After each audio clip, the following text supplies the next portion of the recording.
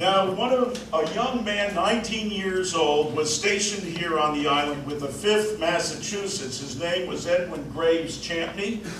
He wrote an incredible journal. It's hard to read because someone took the original documents, which are with the state archives, and wrote over them, and now there's double lines everywhere. And it's hard enough to read the writing, but why they ever tampered with that document is unbelievable. But he was an incredible artist, and he came from a family of artists, and this is his sketch of the double keeper's quarters there at the Cape Hatteras Lighthouse. And you can see he's a rather skilled young man. This is his sketch of the Cape Hatteras Lighthouse. I just want to make you aware that the lighthouse with the stripe on it was not built until 1870. The lighthouse that stood during the Civil War here looked like this, and it was red and white, and it was made out of sandstone. It was built in 1803. In 1854, it was extended from 90 feet tall to 150 feet tall, and we have the original first order Fresnel lens on exhibit at the museum with the lenses in it that were in it during the Civil War that the Confederate troops took ashore over into the mainland of North Carolina and buried them. They did not want the federal fleet to have access to this navigation aid. And this gives you an idea of the houses on Hatteras Island. This is a photo from the state archives again. And Champney, this Edwin Graves Champney, this fellow with the 5th Massachusetts, climbed to the top of the old Cape Hatteras Lighthouse, looked north, and this is a priceless sketch, because this is looking. There's the double keeper's quarters down below the original lighthouse, looking towards Kinnekee or Avon. The ocean to your right, the sound to your left. That's the only picture or any sense of what the view was like from the top of the old original lighthouse. That's an incredible sketch. And this is a sketch he made of some of the soldiers quartered there at the double keeper's quarters at the lighthouse. And of course, this brings us to what we experienced yesterday at the monument dedication.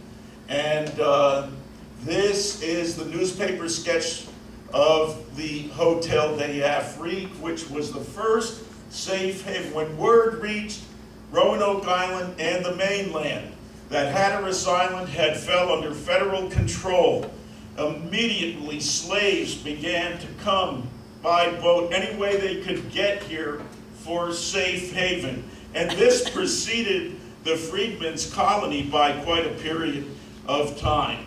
The problem that they faced is where do they house them? How do they care for them? How do they feed them? And this was the answer. They built some of these little shacks, and they were quartered there.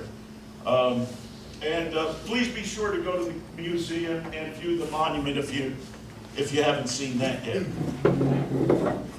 These are sketches of some of these runaway slaves that were sketched by Edwin Graves Champney.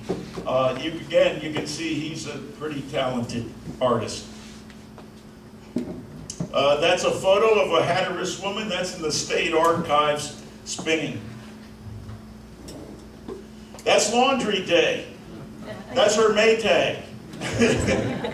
This is Miss Rovine, and we believe, now there's some dispute, some think it was Miss Bashy, but anyway, whoever it is, that's Laundry Day. Just wanted to, and that's a photo of Laundry Day on Hatteras Island. Next to the hog pen. And then once Hatteras Island fell, then there was it didn't take the Lincoln administration long to realize this was an opportunity to put an expedition together to come down through Hatteras Inlet and try to seize as much of the inland waters and coastal East Carolina or eastern North Carolina as possible. And this second expedition was put together under General Ambrose Burnside. And they trained for this expedition in Annapolis. And that's a newspaper sketch of them training there. And the naval aspect of this expedition was under the command of Commodore Goldsborough. I'm speeding through this because I need to cut it short. Okay, all right. This is a period newspaper sketch of Burnside's expedition sailing from Annapolis to come down to sail through Hatteras Inlet. Now, Burnside, I want to ask Dr. McPherson and Craig Simons this. I don't understand why they were limited, I guess, with the ships they had to put this expedition together with, but they tried to convert some river craft and some boats that were designed for operation on the Chesapeake Bay and use those to transport this large expedition down in the Atlantic Ocean off Cape Hatteras. And of course they encountered some severe nor'easters and he lost a number of ships, and it was not a good experience, like you heard Joe read from the letters of one of those young men that experienced that. But here they are leaving Annapolis, and they reached Fort Monroe, picked up some more troops, and then sailed from Fort Monroe and tried to arrive off of Hatteras. Here's what that's a newspaper sketch of their experience. And there, when the storms finally passed, they came in. That's a newspaper sketch of them coming in through the inlet.